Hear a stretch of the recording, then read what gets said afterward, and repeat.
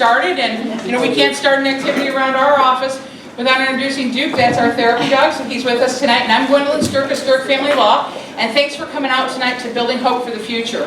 Building Hope for the Future is a monthly program that we do. We've done it since January 1 of 2018, and we change topics, we change locations as much as we can to get to know different people in our area, in our community, and also to learn. There is not a program that I haven't been to that I haven't learned tons that I'm able to share with clients and get information out. We have a resource center at our office, and our dream was to say these resources need to speak to the public at large. So we appreciate everybody's time. We know time is your most valuable asset, and it's a real honor that each one of you have come out. Our firm appreciates so much what the mission does. You know, when Kelly and I toured the mission earlier this year, it really moved us because you don't realize how much you have and how much you take for granted. And you also don't realize how nice it has been set up here. So it's really a nice model, and I have to tell you, we were very impressed. So thanks all of you, because it really was an organization that I felt good about and felt good about supporting and moving forward in that fashion. Additionally, I just want to invite everybody. Kelly's going to give you more details from our office about next month's program. We appreciate each one of you coming out again. Please join us. There is a Facebook page for Building Hope for the Future. There's a website. We're going to record tonight's event so that we can share this information going forward, and we really look forward to working together with all of you. Because remember, it takes each one of us participating in each topic. Because you may be out there and you say to yourself, who am I? What am I going to do to move forward? When you give help to one individual, you've passed that along. And when we do a topic and we share that information with someone, and they share it with somebody else, that's what it's all about. So if we can move forward in a positive way, and it's so great as I go through and meet all the people who come out, each one of you, what a great opportunity it is to be together and to share this information. So thanks so much for coming out. Thanks for our founding sponsors that are here, and Kelly will give all the information about that as well. Okay? Thank you.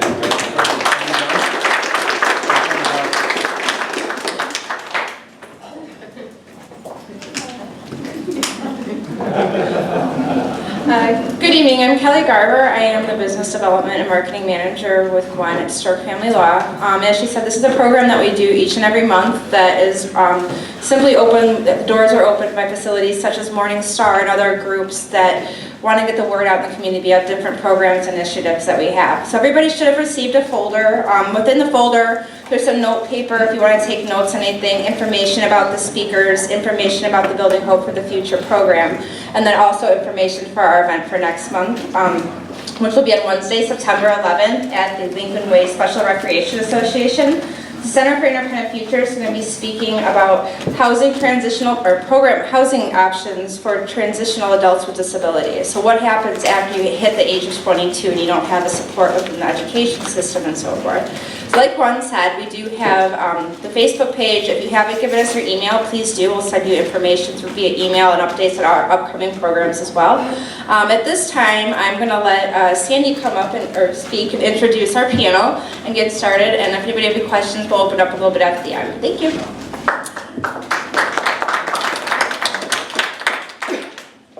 Hi, I'm Sandy Persy, Executive Director at MorningStar Mission.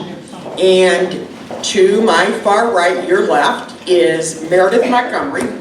She is currently the Homeless Services Director at Will County Center for Community Concern.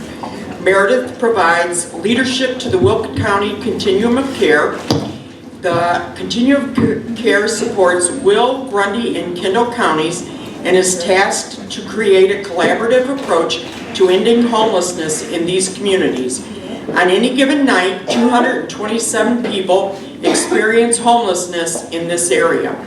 Homelessness impacts nearly 1,400 people in these communities annually. Meredith received her Bachelor's of Arts in Sociology from the University of Illinois at Chicago. Her career began providing educational and empowering workshops in women, infants, and children, WIC, centers in the far south side of Chicago, where her passion for making a difference found its roots. In 2010, Meredith began working with families experiencing literal homelessness in emergency shelters in suburban Cook County, providing housing and supportive services to the most vulnerable families. She worked directly with the homeless population, providing case management and advocacy to all facets of the population, including veterans, families, youth, chronic and vulnerable, prior to assuming her current position in 2015. She has presented at numerous conferences on the topic of homelessness, including the Will County Continuum of Care Youth Summit in August 2018, launching the community's response to youth homelessness. And I have to say that was what brought this to my attention. And that's kind of what brought us here tonight. Ron O'Connor is currently the Will County McKinney-Vento Regional Liaison. He has been in his current position for 15 years. Ron works with 29 school districts and more than 1,700 students whose districts have identified as eligible under McKinney-Vento. The goal is McKinney-Vento eligible children are enrolled, attend, and succeed in school. Before he held his current job, Mr. O'Connor was a teacher and counselor in the Valley View School District for 34 years. He also works part-time as counselor at Joliet Junior College. He has presented at numerous conferences in Will County and across Illinois on the topics of homelessness and the education of McKinney-Vento eligible children. And Ron, if you will include what that means in your talk tonight. Stephanie Putman is the program director here at MorningStar Mission's Women and Family Center and Reclaim Youth Support Ministry. Stephanie received her bachelor's degree in social sciences from Ashford University, master's degree in professional counseling from Olivet Nazarene University. Stephanie is a licensed professional counselor in the state of Illinois. She's been working with women and families at the mission for more than 6 years, providing advocacy, resources, and counseling. Prior to working with the homeless population, Stephanie was highly involved working with at-risk youth through mentoring programs. So, welcome our distinguished guests. I'm going to let Meredith start out, and you can tell your part of it. And I have to tell you that when Meredith spoke about the crisis of the homeless youth in our county, I went home that night, and at the time I had 3 teenage boys at home. And I didn't sleep that night because of these 3 teenage boys in my house. And as all I could think of was, what if those boys were on the street? What if those boys didn't have a place to stay? The very next night I had a board meeting and I presented it to the board and I said, we at MorningStar Mission have got to do something. I also that day presented it to the staff and said, we've got to do something. So Reclaim Youth Ministry was born. And so we'll go on from there. Awesome. So thank you so much for having us, and I love that moment when Sandy told me after the meeting, she's like, I've got to do something, and it was just like, yes! That's what we're all working towards, is how do we continue to help people in our communities. So I'm going to start with talking about some national information, national data, local processes, and things that we're going through, and then kind of a data nerd. So if I get too much into it, somebody wink at me, okay? So let's start with youth homelessness. I think Sandy did a really great job with the introduction, and I'm like, oh, I sound pretty cool. Thank you so much. But here's my contact information. I do work for Will County Center for Community Concerns. Our agency is the Community Action Agency, which means that we're dedicated to working with people of low and moderate incomes in Will County. And then I work for the planning part of the Will County Continuum of Care. So I'm going to talk to you about what that means. Continuum of Care is in our case, it's Will, Kendall, and Grundy County, so it's a geographic area that is bound together with the mission to figure out how do we prevent and end homelessness in our communities. So preventing and ending homelessness. So throughout the presentation, I'm going to talk a little bit about homelessness from my vantage point, and I will do my best to say when I need to jump out of that. To me, what homelessness is going to mean most of the time, and then Ron will fix me when it's time, is that somebody is sleeping in a place uninhabitable or in a shelter. So that's what it's going to mean most of the time to me. One of the big things about youth and youth's experience is when we look at their experience, we need to think about the condition of the living situation. So we want to think about, is it safe, is it stable? And that is, so that's information we'll talk about very soon. Okay, so adolescence and young adulthood represents a key developmental window. Every day of housing instability represents missed opportunities to support healthy development and transitions into productive adulthood. That simple statement is why we are here today. Young people, people under the age of 25, are in a very critical time in their life, and we want to help support them so that they don't keep experiencing the episodes of homelessness. The Voices of Youth Count is a national report on youth homelessness, and it was written by Chapin Hall. It is the first of its kind. It's the first information that we have, comprehensive information on what homelessness is like for youth. Again, youth is anybody under the age of 25 who doesn't have a parent or guardian with them. Oh, did you guys see that already? Or did you do it too quick? Okay, I want to do a little exercise. So, Ryan, could you stand up?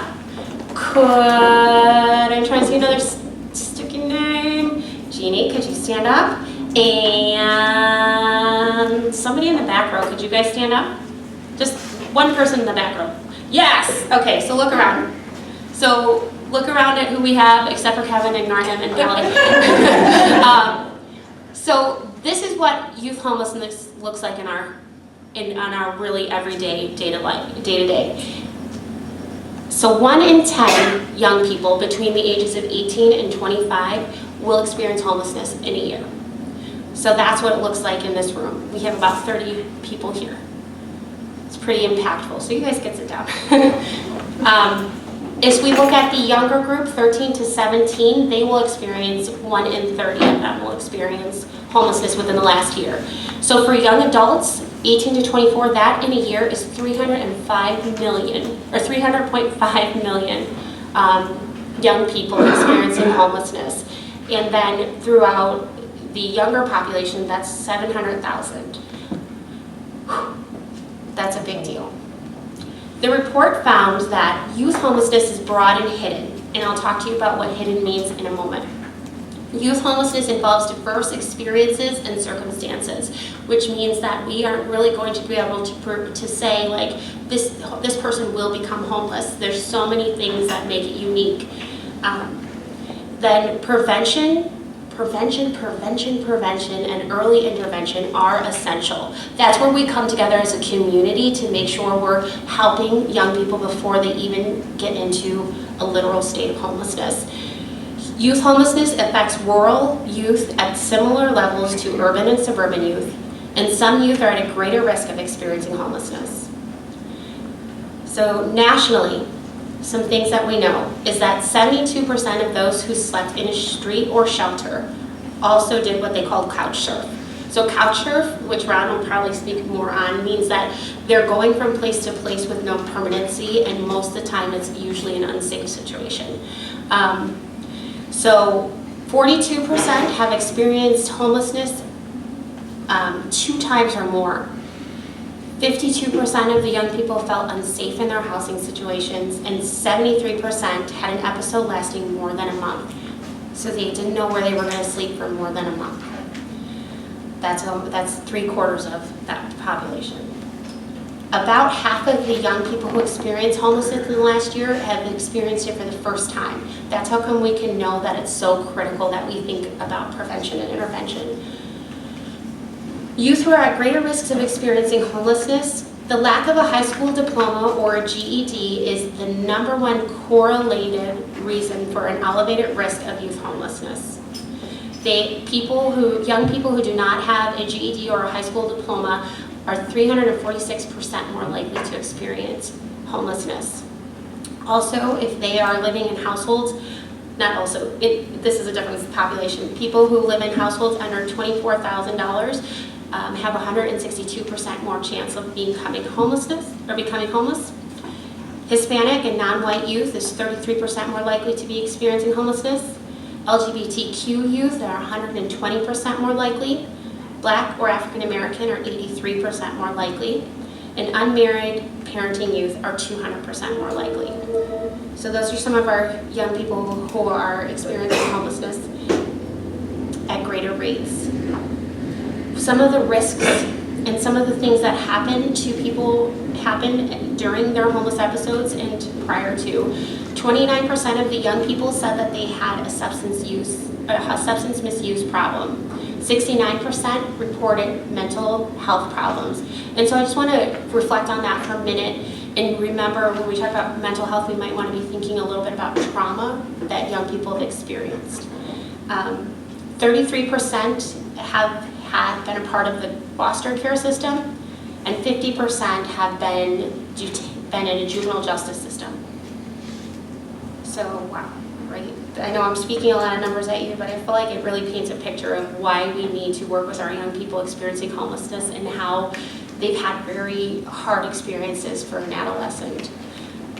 Okay, so how do we help our young people? What we're doing here in our community is trying to create a coordinated community response, because we know that no one entity can end homelessness alone, and we all need to be working together for a common goal of ending and preventing homelessness.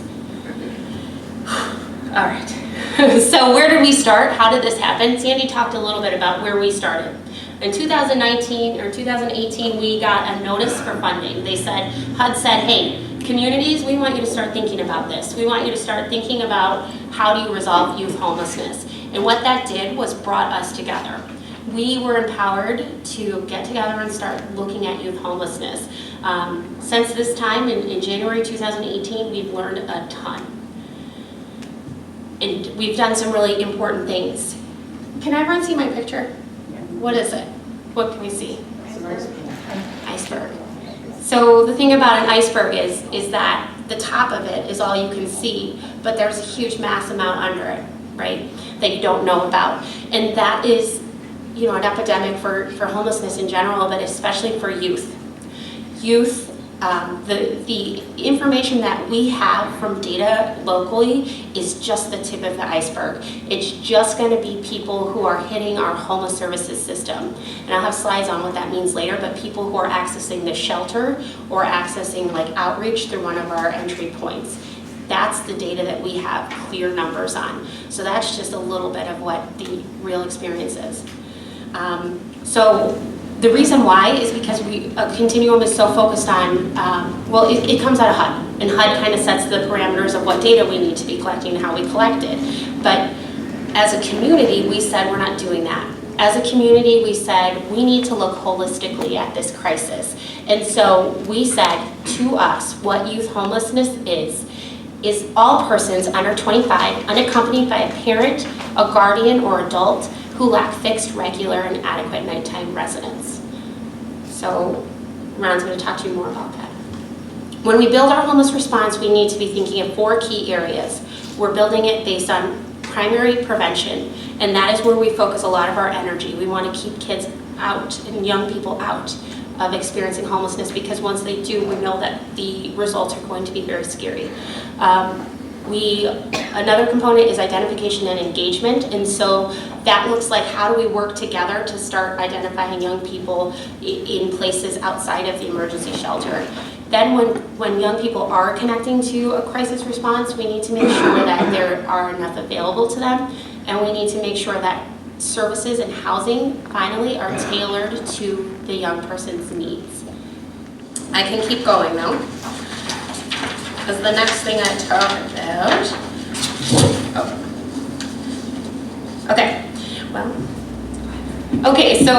so those are the core components. Those are the things we need to do to make sure we're responding appropriate. Prevent, prevent, prevent.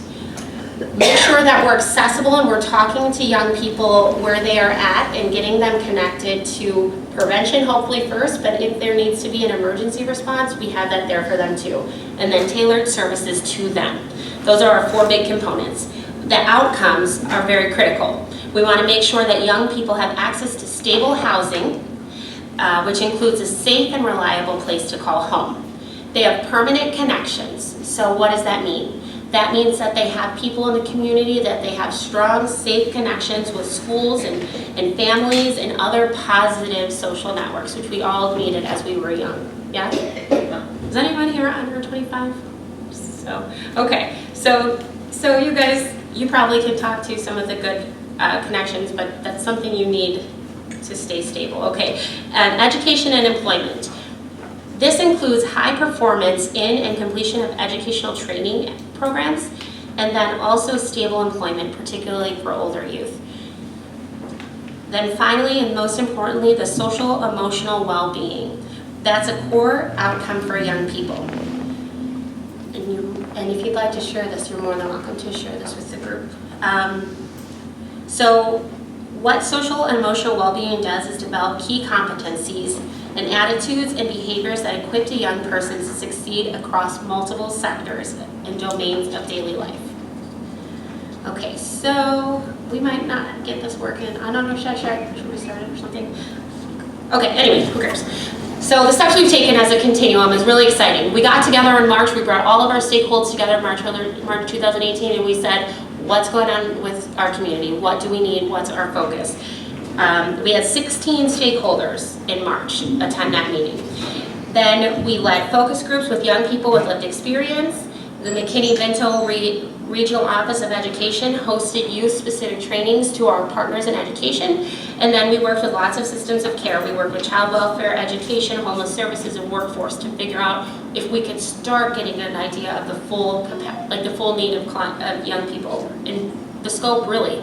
How many young people do we have experiencing homelessness? Because it's not just my data that's going to be exhaustive. And then what we did when we started really moving towards this commitment, we had our summit on youth homelessness. And we brought top field researcher Chapin Hall, who I talked about earlier, in. And they talked about the issues of youth homelessness, best practices. And then we brought great projects that were happening throughout local communities, including Dax House, that Sandy got to meet with and then talk about. And we just really started there with, this is what's going on and this is how we can build. At that point, 69 stakeholders were involved. One of the other results of that process is what you'll hear about today with MorningStar Mission. So, okay. So locally, thank you. So locally, I've got some more information for you guys. Locally, what we know is that our homeless services system is missing some of the young people. We know that there are barriers such as minors can't access assistance that are unaccompanied, and by that I mean they can't access our shelters. Youth experience many types of homelessness. As I said, it's based on the condition, not on literal homelessness. So unsheltered, couch surfing, sharing hotels, emergency shelters. Homelessness is not often documented. Homeless youth often not have identification. And so our system is also very focused on what we call chronic homelessness, which is a long-term homeless experience with disability. And knowing all this and knowing that we're missing our young population hit us harder in 2018. We do something called a point in time, which means that at a single point in time, we canvass all of the communities in our COC to try to identify people who are unsheltered and get a full representation of one night. In 2018, our point in time showed increased representation of young people. We had 6.5% were captured that night. Thank you. Thank you. Okay. So it was user error, so you guys know. Oh no, I don't know how to go back. Okay. So again, if I'm doing too much data, you have to tell me. But here's where it gets like just mind-blowing to me. What we do as a community is something called coordinated assessment. That is how homeless resources get for housing gets to people who are experiencing homelessness. And through that data source, what we know is that 1 in 3 young people are experiencing literal homelessness for the first time once they come in to ask for housing assistance for us. So that's, again, you're speaking to kind of the national data that says prevention is super important. 1/3 of that population could have been helped before they got to the door. Another 1/3 have experienced homelessness for the 4th time. The average age of our young people doing these assessments is 21. By 21, they've experienced a third of them have experienced homelessness for the 4th time. 16% of those who are experiencing literal homelessness have been homeless 12 months before they've even been assessed for housing. That's crazy to me. No one's making any faces. Come on, that data's nuts. Throughout the year, 12% of the people who access shelters are young people, which means people under between 18 and 24. Their average, so the young people who experienced homelessness and did a coordinated assessment, their average length of time that they've experienced homelessness are 568 days. That's the average, 21 to 3,213 days. That's a long time. That means they've been experiencing homelessness since their early teens. 16% become chronically homeless or are chronically homeless, which means that they have been homeless for 12 months or more and they have a disabling condition. So the chronic homeless population is one of our most vulnerable population. Another thing is that young people require more assistance to get out of homelessness once they come into homelessness. And that is another thing that's hard as we talk about like responding. Only 3% could get out of homelessness without assistance. And that with the adult population or the older, 25 and older, it's 20% of them who get out of homelessness without any assistance. So that is really speaks to prevention because of how hard it is to leave the homeless world when you are a young person. Okay, so I will talk a lot for the rest of my life, and actually maybe for 2 years, because we're going to end homelessness, right, Ron? Right. But what does that mean? Right, Sandy too, we're doing it together. So what does that mean? An end to homelessness does not mean that no one will ever experience a housing crisis again. Changing economic realities, the unpredictability of life, or an unsafe or unwelcoming family environments may create situations where individuals, families, or youth could experience, re-experience, or be at risk of homelessness. An end to homelessness means that every community has a systematic response in place that ensures homelessness is prevented whenever possible, or otherwise is rare, brief, and one time. What we have done as a community is great. We've really deep dived and learned so much about youth homelessness, and we've got the advocates coming to the front line. We've got MorningStar Mission saying, this is not acceptable in our community, what can I do? My partner here at the Regional Office of Education is saying, this is not acceptable community, come together, what can we do? The Continuum of Care in June adopted its first plan to end homelessness. This is so that we can provide an action plan to how we prevent and end homelessness. And our 3 major focus areas is, number 1, and most importantly, prevent young people from becoming homeless in the first place. Number 2, ensure youth have access to housing, supportive services, and education that meet their needs. And then 3, increase leadership and engagement through a shared vision of ending homelessness. Yes? I have a question. The Yeah. 18 to 24 homeless, does this mean that they're not getting anything out of high school and so that they can sell in the real world? I think that's a really interesting question, and there's a lot to it. So a lot of things happen that help somebody, that lead people down into homelessness. We talked about a statistic of 33% of the young people came from a foster care system. I think it was 60% experienced mental health issues, and I wanted to highlight that we need, as a community, to learn more about what trauma means and the impacts of trauma, especially on young people. Yes. The foster kids that I've known, and I've known maybe 2 dozen of them because my aunt used to do that, they all turned out to be citizens. That's great. And the one that did run away and ended up in the Park Forest home, and I rescued, she married a city worker, and Mary is doing wonderfully. That's great. And you said that was your mom who fostered you? Aunt. Your aunt. So one of the things that your aunt probably did was help those young people really get stable connections She sent them to private school. with community and helped with, because adolescence is a time where, and I'm not the expert on this, but it's a time when we're in development. Like we are, we're developing how we make choices, we're developing how we have healthy relationships, and when things are unstable, even for one night where you have to question, where am I going to sleep tonight, that sets you back. That stops you from moving forward. So I would say that when we're thinking about homelessness, we want to think that the young person needs to have the opportunity to move forward with their lives, and especially with youth, because here they are at the beginning, right? And we can help them, and we can help them so that they can find their strengths and they can find their way in this world. So there's no basic cause for this problem. Right. You can't pin it on the home, you can't pin it on the school, you can't pin it on anything in particular. It's a variety of factors that just tend that way.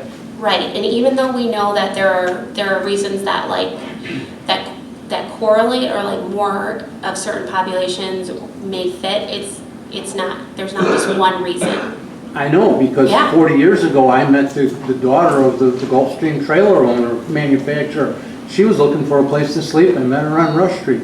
Yeah, It comes from all over the life is the point. it does. Anyone can experience And let me say homelessness. this, based on the statistics you talked about, which really blew me away, was 346% more likely Yeah, if they do not have a GED or a high school diploma. That's extremely high.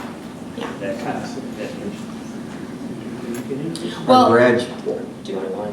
I was just going to say our graduation rate for kids that have experienced homelessness and families that are experiencing homelessness, those kids are in survival mode, the family's in survival mode.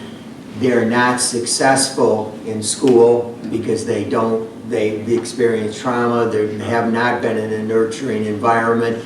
And so, to me, to answer the gentleman's question over here in education, we need to address the issue a lot earlier than 18 to 25. Absolutely. So we're just looking at some of the community resources that we have when young people have not been able, for a variety of reasons, to take advantage, to get a good education, to have work skills, so that they can be a contributing member of society.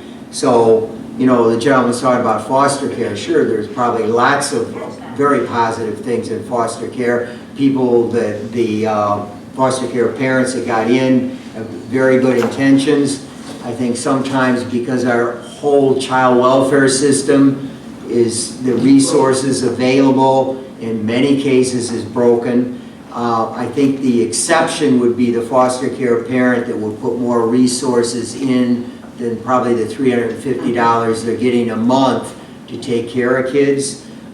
So when I want to talk about those 11 to 17-year-olds and those families, and what I'm doing with Meredith is we're kind of putting the two together, say, okay, we can identify in an easier manner 18 to 25 if we do a point in contact, if we go to the hospitals, if we go through the juvenile care system. We could look at that data and have more hard data. But if we get into the 11 to 17-year-old that end up being chronically homeless, that have come in and out of homelessness with their families or floated from family member to family member, how do we address their needs so that they don't end up 18 to 25 trying to figure out, okay, what's happened to me, why aren't I ready, or why is my mind not in a position where I've been beaten down so long that I don't know where to turn. So The education system leaves a lot to be desired. All of our societal systems leave a lot to be desired. And the biggest elephant in the room is we lack affordable housing. So we've got families that are in survival mode that aren't really teaching Johnny reading, writing, and arithmetic, and sometimes they get to school and we're not doing reading, writing, arithmetic. We're just trying to get the kid on enough of an even keel where they can start functioning. So that's, I'll quit. Well, no, Finish. I think, Meredith, you've presented the case well. Yes. And so now I'd like Ron to tell us, what is McKinney-Vento? What does that mean to us? And so let's talk about the 11 through 17-year-olds. Yes. Okay, basically what Sandy's referring to is an educational act. I work with the 29 school districts. I work with families that are in and out of homelessness, struggling with homelessness, and their kids. The act is about protecting the kids, trying to create stability when the parents have very little or no stability. So through domestic causes, eviction, foreclosure, the address keeps changing. The kids before this act 20 years ago, they would bounce from school to school without any stability whatsoever to get that reading and writing arithmetic that I was referring to. What McKinney did, he was a senator, Vento was a House member, and it started way back, more than 20 years. It's like 87. Yeah, 87. 1987, boy, I'm dating that. We're going way back to 1987. The initial act, when these two Congress people came together, they said, hey, our kids are experiencing trauma, they're experiencing a lack of nurturing, of structure, of having that structure in schools because they're bouncing around so much. We need to address it. So they started addressing it in 1987, and they looked at the definition of homelessness as Meredith was describing: abandoned building, car, shelter, motel. And they said, we're going to look at the families and the kids that are in those living situations, and we're going to say all of those folks automatically are considered under the HUD definition to be experiencing homelessness, to lack fixed, regular, and adequate nighttime abode. So they thought, well, we got that thing all tied up. And then about 2001, some reports started coming in and saying, well, wait a minute, excuse me, I can't think of it. That's a spit in a bucket of the amount of people, young people, families that were experiencing homelessness. You're missing all of the young people that are floating from place to place, and you're missing the families that are floating place to place. And they created what's called, part of this McKinney-Vento definition, shared housing situation. So when we look at young people, we identify them in our school system as lacking, whether they're in a family or they're on their own. When they lack fixed, regular, and adequate nighttime abode, as experiencing homelessness. So my McKinney-Vento definition is much broader, and that was done intentionally because, all right, we're not going to in education figure out all of societal's problems. We're not going to build enough houses to make affordable housing going away. But you know what we can do? We can make sure that Johnny and Sally aren't changing schools every couple of months as mom or the adult caregiver or aunt lose housing and move from place to place. So we're kind of partnering here and saying, okay, here's your point in time. Here's what you're getting from the community at large. Here's where we have recognized in the past the 18 to 25 and more recognition now than ever before. And here's what we have available to them. And what we're saying is, okay, let's go back to the source. Let's go back to the kids growing up. I mean, I'll walk into a shelter And I've been doing it so long that there's the kid, there's the next generation right there, that the kid was experiencing homelessness, living in a shelter with the parent. Now they're back in the shelter with their kids. So trying to figure out how you construct ways to make a difference. So McKinney-Vento covers kids in shelters, covers doubled up situations. Not every doubled up situation is McKinney-Vento. Doubled up situations that are shared out of choice. It's tough economic time, let's get a couple of families together, let's share housing with one another, maybe we can do better by helping, by pooling our resources.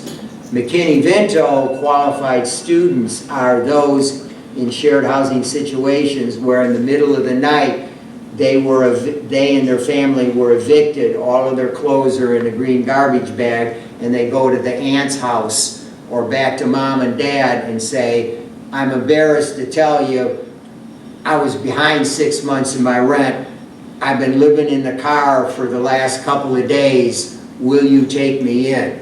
So it's not a situation where you had a choice, but because of a disaster, you ended up sharing housing with others. So those are the kids that we've tried to capture.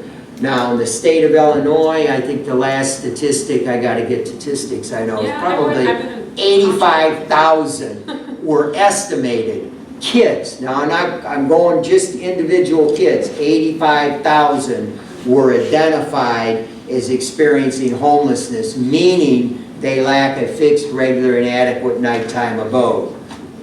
Okay. We are now at a point where we've got maybe 65,000 that we've actually identified out of what we think the estimate is.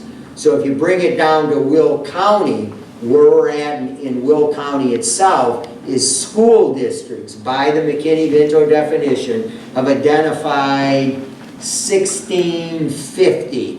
And last year, it was about 1,760. And I think, I want to be out of a job, and I'm hoping they all have housing, but actually what happened was the McKinney-Vento definition always had waiting foster care placement.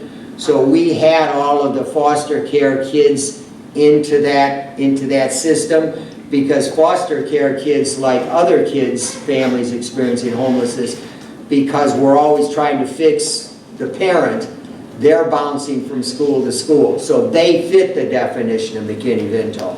But in the wisdom of our government, they said, hey, child welfare system, we're going to put more onus on them, and they're going to be responsible for these children, making sure school of origin, putting these other things in place. So I think it's went down a little because of that. Now, out of those 1,650, we have in Will County identified 74 that are unaccompanied youth. So unaccompanied youth are youth that are not in the company of a parent or guardian who lack fixed, adequate, and nighttime abode. So not every unaccompanied youth is considered homeless, only those lacking fixed, regular, and adequate nighttime abode. So out of all of our school districts in Will, the school districts themselves identified these 74 kids. What does that mean? It means that those 74 kids are in and out of their home, possibly. They're runaways, they're throwaways, they're lockouts, they're in situations where the parent has rejected them because of choices the young person has made, and they said, hey, you're out on your own at this point. You've disappointed me, you know, go live somewhere else. So they're living with the boyfriend, they're living with the girlfriend. They're bouncing from place to place. So sometimes when they're bouncing, the school districts just gotta have, I gotta put down a guardian. I gotta put down a guardian. We can only have kids because we gotta have a guardian listed. Oh, they're living with the aunt. What are the circumstances with the aunt? Did the aunt say you can stay on the front room couch and the minute you screw up, you're out? Or did the aunt say, hey, my older kid is gone, you got a bedroom, I'm gonna, you know, I'm bringing you in, you're one of mine, I understand what was going on at home, I'm gonna take care of you. There's some stability, say they're with the aunt for several months, they're with the aunt for a year, they're consistently with one adult, then they're would not be listed as that 74. On the other hand, if the aunt is just saying, you're on the couch, and then next week I'm with uncle, or next week I'm with my girlfriend's parents, or next week I'm in an abandoned building, or whatever it happens to be, bouncing from place to place, because the schools need to put something down, they don't always identify all of the unaccompanied youth that are throwaway, lockouts, and runaways, okay? We're identifying 74 of them. In Kendall and Grundy identified, where did I lose it? 36 for a total of 110. So when I went to Maryland, or not Maryland, I'm so sorry, Sandy. See, I'm so old and senile that I used to go to Maryland and tell her this all the time. Now Sandy, about 3 years ago, said, this guy just keeps babbling about these unaccompanied youth, and what are we going to do with these 14 and 15 and 16-year-olds? She's the first one that ever listened to me. I said, all right, we're going to take these kids that are bouncing around in Sandy's, and we're going to have this program, and we're going to help them get the education that they need. So anyway. Can I? Yeah. The one statistic you always say about educational interruption is really, you know, it kind of hits home as to why this is. Yeah, and you're going to have to fill in the blanks, but like McKinney-Vento is such a powerful, important thing that we can use to allow people experiencing homelessness some stability in education. And that is what's the really great thing about this act. I'm sure he's going to tell you what that entitles the kids to, but when young every people, time they move 4 to 6 months, they lose 4 to 6 months of learning. So every time they move, they're behind. So it's not that they have a learning disability or anything, it's just that the curriculum's always different from school to school, they're in a different place. So they're losing out every time they move. And that's what McKinney and Vento, they started looking at the data and saying, these are why the kids aren't graduating from high school.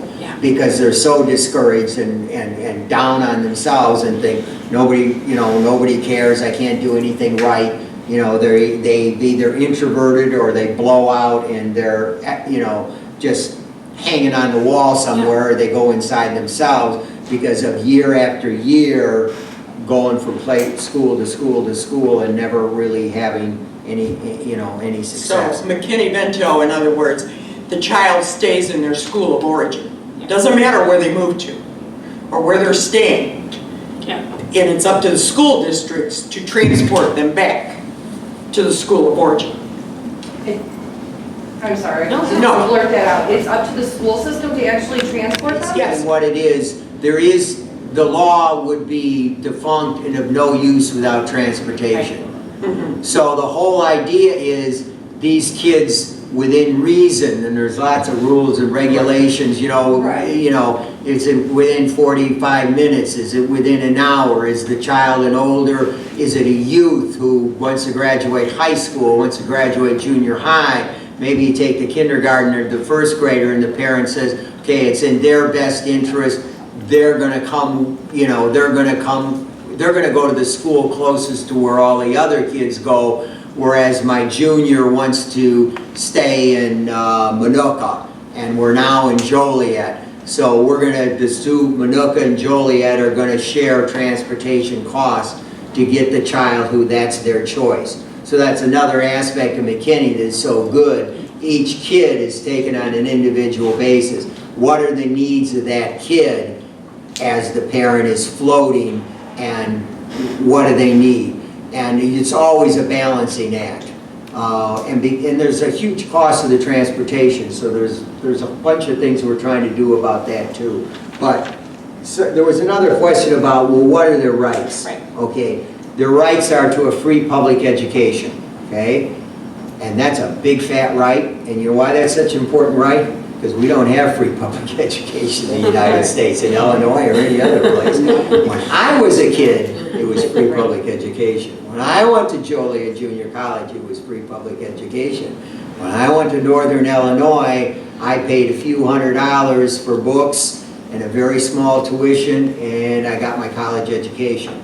So today, we call it free, but every parent that comes through, you pay for every friggin' activity that that kid's gonna take, and they're called fees, not tuition. You know, we always have to have a euphemism for everything. Just like the airlines. Yeah. Yes. So the problem is, because education is so underfunded, then what happens is the communities that are more well off, they pay a higher real estate, higher taxes, so their school system has access to more funding.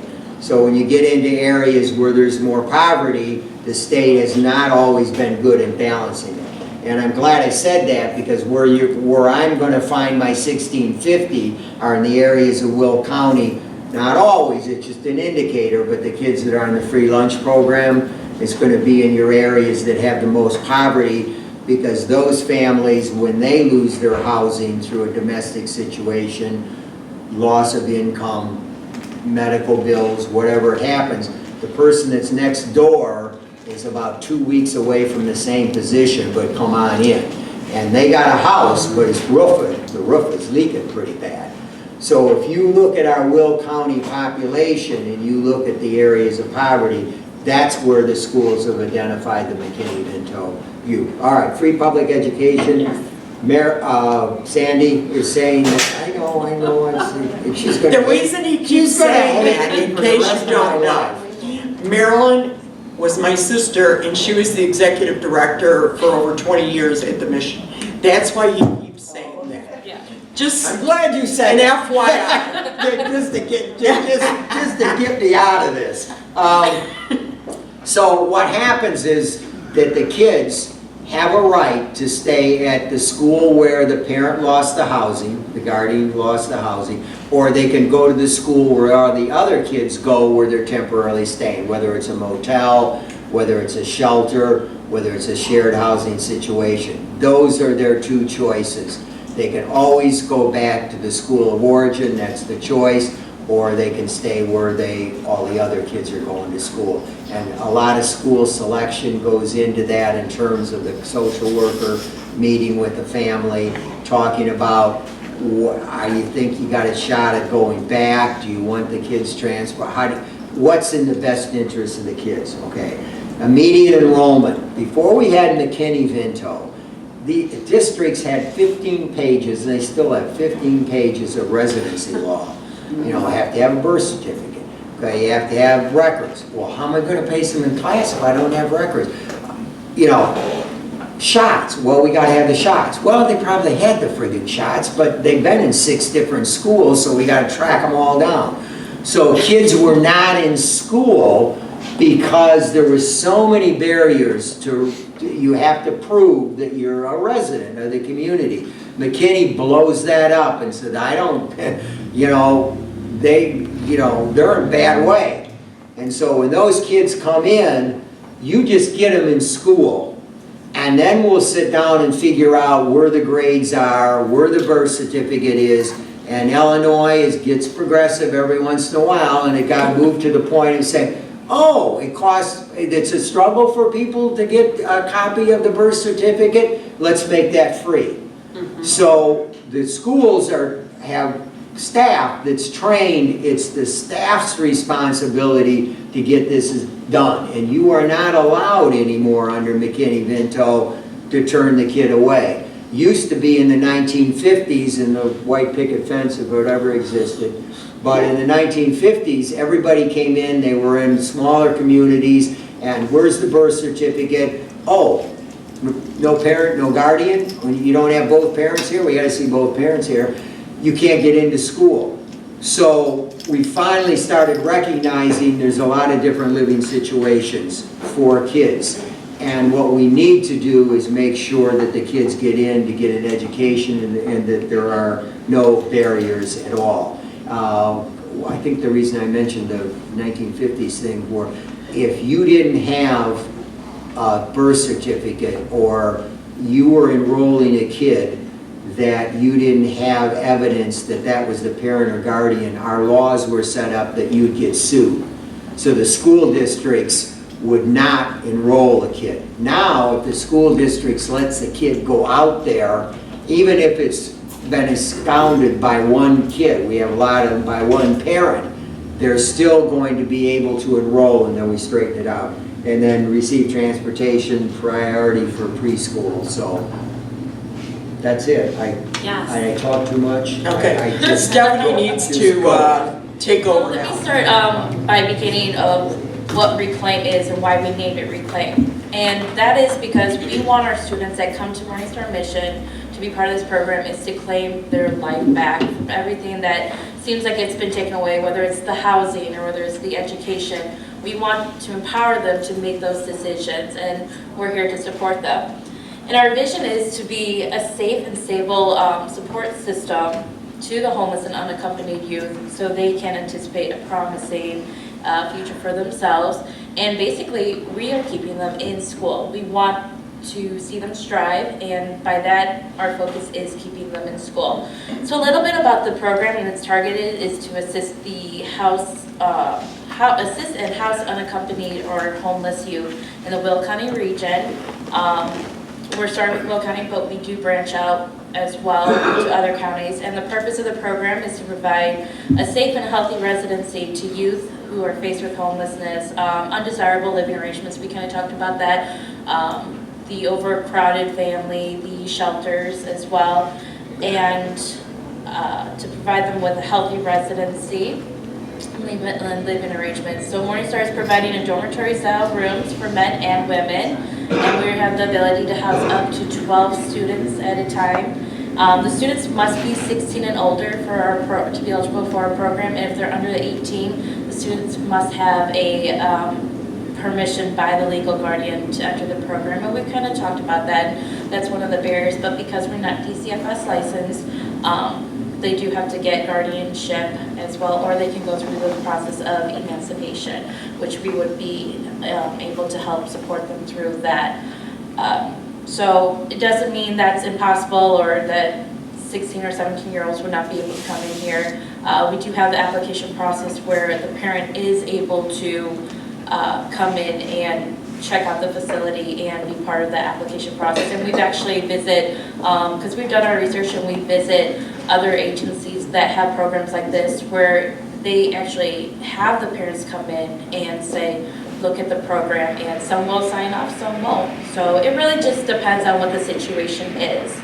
And then just the eligibility for our program is, of course, being homeless or unaccompanied, unstable living arrangements as well, and being in high school and transitioning to higher education. So the program purpose is to provide educational classes and groups to promote healthy lifestyles and habits to enrich the participants' life while they are in the program. And we are looking into independent living. We're going to be teaching about household management, financial literacy, budgeting, and job readiness. I'll talk a little bit more about that with our scope or dimensions of the program. We will give them a case manager, and which they will work with weekly, and they will be working on goals and career planning, amongst any other goal or any other task that they want to do while they're in our program. They will have one-on-one support and advocacy in the school setting and home setting, spiritual enrichment, develop effective communication skills, counseling, support groups, and peer networking. We'll help them obtain their legal records because sometimes they don't have their records. Parents will withhold their records from them from getting any assistance depending on what the situation is, and a multitude of training and skills. So our focus areas, the first one is housing and support. So like we said, we are providing accommodations for our youth that come into the program.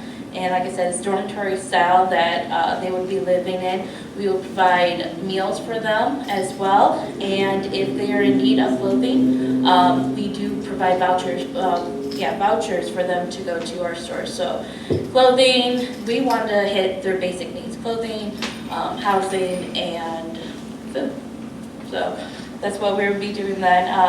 And like I said, case management clients will be assigned a case manager who will oversee their stay within the program and evaluate their progress. So our partnership is really with the school, and every 3 months the clients and the case managers and school social workers, counselors, homeless liaisons, they will all be together and they will be evaluating how the student is doing in the school. And we've talked about that between the home life and the school life, whatever happens in your personal life, your home life, it's going to affect the way you perform in school. It's going to affect if you even make it to school, or if you turn in those assignments, or if you're there on graduation day. So our goal is for them to have a graduation day.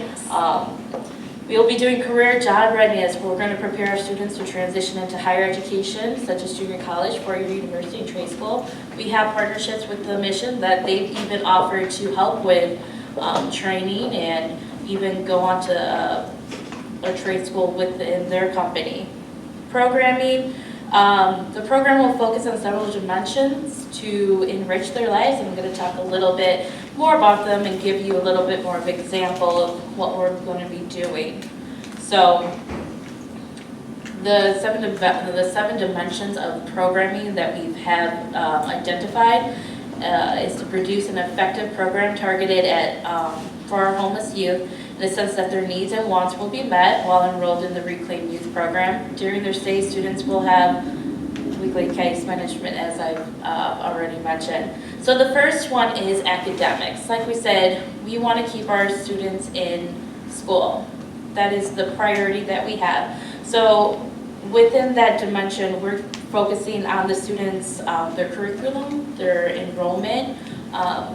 We're involving ourselves in, their education. Do they have an IEP? How many credits do they have until they graduate? What are their future goals?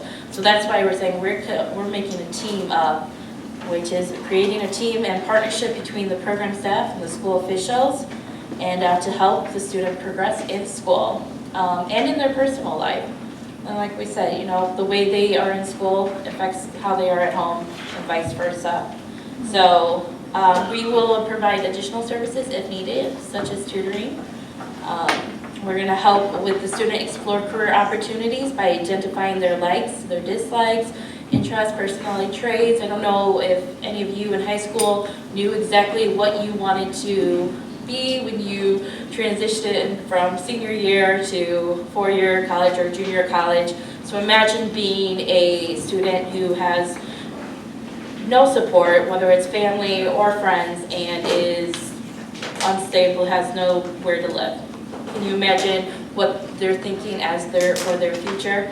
It seems a little bit dim. So we want to incorporate with them to explore all these job and career opportunities. And ultimately help the student transition into higher education, such as college or trade school. Our second scope is addiction and social issues. We want to educate about addiction, and it's just not alcohol or drugs, but it's gambling, it's technology, it's just different habits that can deem,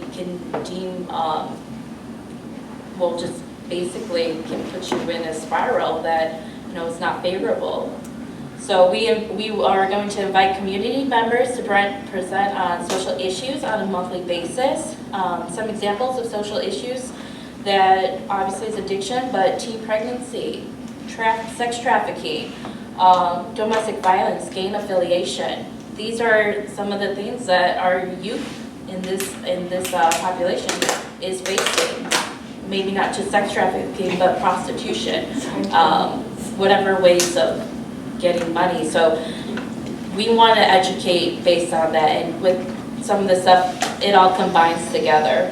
We want to create support groups where the students feel they can express their opinions and ideas on the matter, and we feel by doing this, we're creating a space for the students to discuss their views and ultimately create a belief system and an identity for themselves. This is the time, I know Meredith was mentioning it, but this is such a critical time to develop, what they like, what their views are, basically create an identity for them. Our next scope is financial literacy, or financial. We're going to teach on the basics of savings account, checking account, online banking, personal loans, student loans, interest. So student loans is a big one because that's what we want them to transition into schooling. Discuss credit scores, your needs versus your wants, their present views on financial responsibility. Basically, we want and budgeting on a fixed income. We want them to be able to avoid debt at a young age. So we'll be teaching on life skills as well, personal and professional, from self-control, self-awareness, critical thinking, decision-making, problem-solving, professional advocacy, to relationship building, cooking, home management, anger management, and all of that as well. Mental health is our fifth scope, and it is a lot. So basically, we're going to be providing counseling to all our program participants, community referrals if needed, focus on healthy living through positive activities, self-care, and coping mechanisms and positive stress relievers as well. Because like we've talked about, this is the situation that they're in. It's an unwanted situation, so we want to teach them how to deal with this and be encouraged by that. As well as spiritual enrichment is our next scope. We want to give the students the opportunity to ask questions about religion and talk about their belief system. We will have groups based on empowerment and self-worth, as well as participation in church or church-related groups. And then our seventh one is vocational, and that's doing a career inventory assessment, career counseling, basically just figuring out or finding out what is the interest of the student from based on what their past is, and hoping that they see a bright future for themselves because we have that support. So we'll work with mock interviews, interview preparations, resume writing as well. So we want our students to know that we're creating a program that there is a lot of options and a lot of opportunities for them. But more importantly, we have advocacy for them as well, so they can transition into higher education and hopefully break the cycle of homelessness. That's what the mission is here for. That's what we're all here for. Is we don't want this to be a continuing path, and it can be based off